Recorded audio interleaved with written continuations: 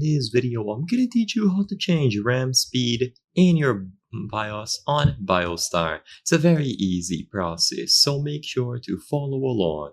As you might be aware, when you purchase RAM, it isn't going to be used by default on its advertised speed. So let's say, for example, you bought a stick of DDR4 RAM at 3600 megatransfers per second. By default, it is going to run lower than that.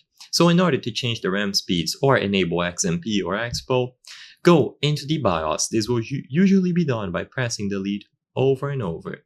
If you don't know how to access the BIOS on your particular motherboard model, then check the manual or look online. For most BIOSTAR motherboards made nowadays, this is what the BIOS will look like. To change the RAM speeds, go over to Tweaker. So in this category here, you will be able to change your RAM. Inside of Tweaker, if all you want to do is enable XMP, look for memory clock mode and change it from auto to XMP. As soon as you select XMP, the advertised speeds will be used. So in this example here, 3200.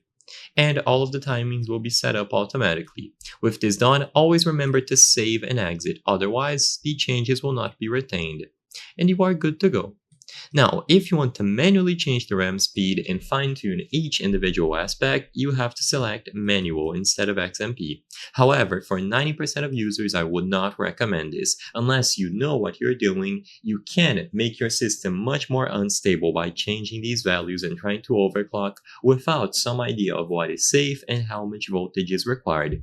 So if you are just a general user and you just want to get the best performance possible with a high amount of stability, choose XMP or Expo, enable this and save.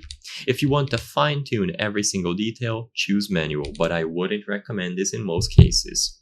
I hope I was able to help you on how to change RAM speed in BIOS BIOSTAR. If this video helped you, please be sure to leave a like and subscribe for more very easy tips. Thank you for watching.